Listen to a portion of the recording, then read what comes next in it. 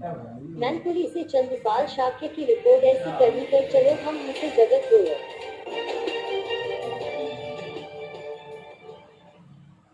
कबीर जयंती सादगी से मनाई गई, बांटे गए मास्क।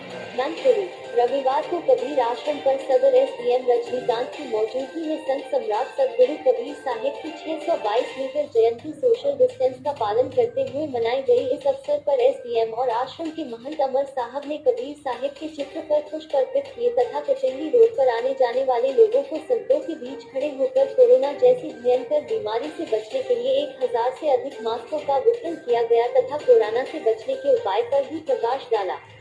एसडीएम रजनीकांत ने कहा कि ऐसे महापुरुषों की जयंती पर बिना भीड़ के ऐसे परमार्थ के कार्य होने चाहिए। संत हम लोगों को जागृत करने का कार्य करते आए हैं, हम सबको संतों का सम्मान करना चाहिए। आश्रम के महंत अमर साहिब ने कहा है कि आज जेठ पूर्णिमा को कबीर जयंती का महान मानवता का पर्व है। इस दिन मानव को एकता के सूत्र में बांधने का अपूर्व प्रेम एवं सभी जातिवाद मजहबवाद से हटकर मानवता का संदेश देने वाले महान संत का काशी नगरी में जन्म हुआ था। कबीर की एक साखी में कहा कि कबीर जब हम पैदा हुए जगत हंसे हम रोए, ऐसी करनी कर चलो हम हंसे जग रोए। महंत कहते हैं कि बच्चा जब जन्म लेता है तो बच्चा रोता है तथा समाज खुशी मनाता है, ढोल बजाता है। संसार में मानव ही एक ऐसा प्राणी है जो रोते रोते जन्म लेता, शिकायत करते करते जीवन व्यतीत करता तथा पश्चाताप करता हुआ चला जाता। मनुष्य के अलावा कोई प्राणी रोते रोते जन्म नहीं लेता, शिकायत करते करते जीवन नहीं व्यतीत करता तथा पश्चाताप करते करते हुए नहीं जाता। मनुष्य को अच्छे कर्म करना चाहिए तो पछतावा नहीं होगा।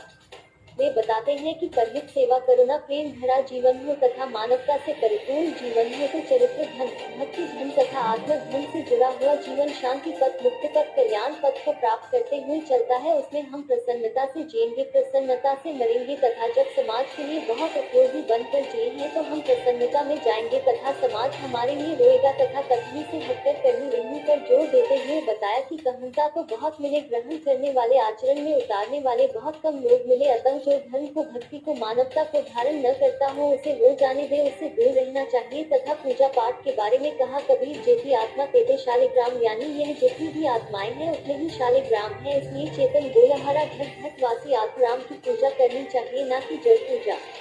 तेरे घट में विराजमान है जो परम पुरुष अविनाशी स्वरूप है तथा बिल्कुल अपने पास है। कहने का तात्पर्य जड़ से हटकर जो सब चेतन स्वरूप है वही तो परम पुरुष अविनाशी है। मोह को कहाँ ढूंढे बंदे, मैं तो तेरे पास में। कबीर जयंती के अवसर पर आश्रम के महंत अमर साहिब ने एसडीएम रजनीकांत को पुस्तकें भेंट कर सम्मानित किया। इस अवसर पर आत्माराम दास दुबे, सियाराम दास, हरिओम दास, सुभाष दास, कालीचरण दास, जितेंद्र सिंह, मिथिलेश अग्रवाल, राम सिंह तथा चंद्रपाल सिंह आदि लोग मौजूद रहे। शेष दिन है कबीर जयंती का पावन पर्व है। क्या आप संदेश देना चाहेंगे? संदेश ये देना चाहेंगे, आज कोरोना का बहुत बड़ा विश्व में संक्रमण चल रहा है और उसके बचाव के लिए सबसे पहले सामाजिक दूरी, दूसरी बात बार बार साबुन से हाथ धोना, तीसरी बात मास्क का प्रयोग करना।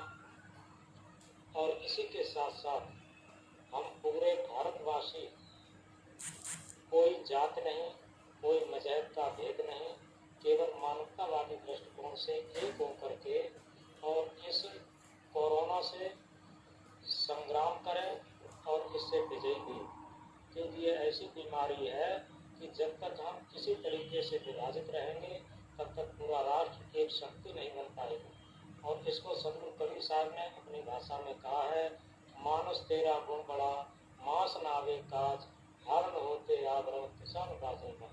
हे मनुष्य, तेरे गुण ही बड़े, तेरा मांस कोई काम नहीं आता, हाड़ों का कोई गहना नहीं बनता, थाल का कोई बाजा नहीं बनता। इसलिए मानवीय सद्गुणों में ओतप्रोत होते हुए, मानवता को धारण करते हुए हम अपने अंदर प्रेम को उद्घाटित करें। और इसलिए उन्होंने कथनी से अधिक करनी को महत्व दिया, रहने कहने को महत्व दिया। उन्होंने कहा, पोथी पढ़ पढ़ जब हुआ पंडित भयान को, ढाई आकर प्रेम का पढ़ो से पढ़ो। यथार्थ में हम लोगों में सामंजस्य हो, प्रेम हो, सद्भावना हो, एकता के सूत्र में बंधे हुए हों तो हमारा व्यवहारिक प्रेम भी रहेगा, व्यवहारिक संगठन भी रहेगा, तभी हम आध्यात्मिक पथ पर आ सकते हैं। महाराज जी, आज आपने मास्क भी बंटवाए हैं इस शुभ अवसर पर। और इसी के साथ कोरोना के लिए ये हम विचार किए हैं भक्त लोगों के सहयोग से कि काफ़ी लोग देहात से आ रहे हैं और बिना मास्क निकल रहे हैं, उनको सावधानी के लिए मास्क भी बंटवाए हैं और इसी के साथ साथ उन्हें सावधानी का निर्देशन भी दिया है और घर में रहकर ही कबीर जयंती मनाने का निर्देश दिया और ये कहा घर में त्योहार के रूप में मनाएं तथा किसी किसी भूखे को भोजन भी खिलाएं। दिवस भी है, इस अवसर पर आप क्या अपील करना चाहेंगे पर्यावरण को लेकर? हमारा विचार जहाँ तक है कि मनुष्य इतना ही भौतिक विकास करता जा रहा है, पर्यावरण और प्रकृति के साथ खिलवाड़ कर रहा है। पर्यावरण और प्रकृति उसका संतुलन जितना ही बिगड़ रहा है उतना ही मानव जीवन का संतुलन भी बिगड़ रहा है।